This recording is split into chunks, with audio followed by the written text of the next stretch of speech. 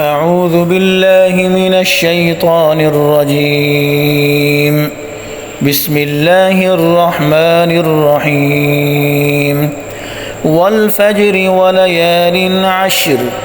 والشفع والوتر والليل إذا يسر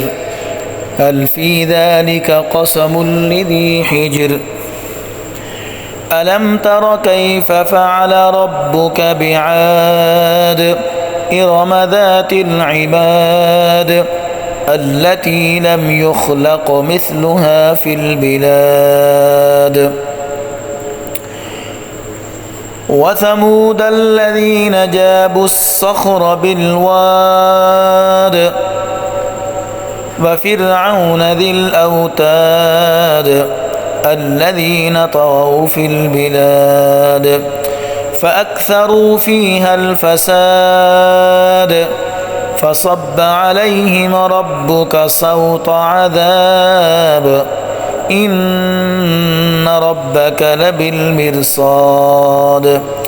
فأما الإنسان إذا ما ابتلاه ربه فأكرمه ونعمه فيقول ربي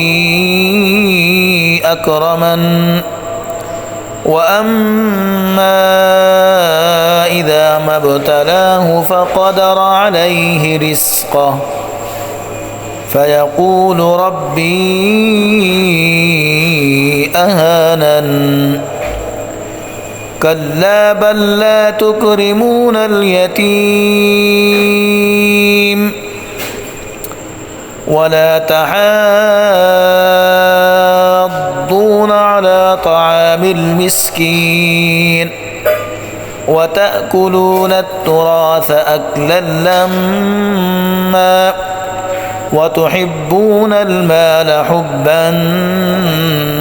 جما كلا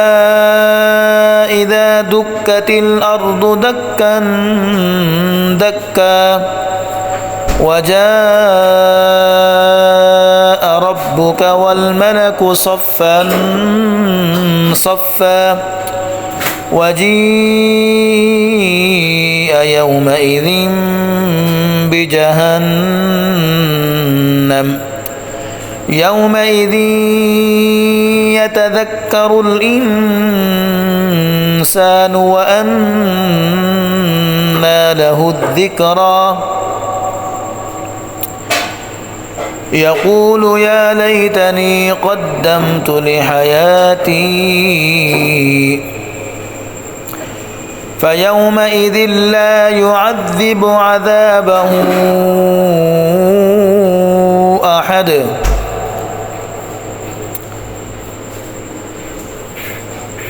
ولا يوثق وثاقه أحد يا أيتها النفس المطمئنة ارجعي إلى ربك راضية مرضية فادخلي في عبادي وادخلي جنتي صدق الله العظيم.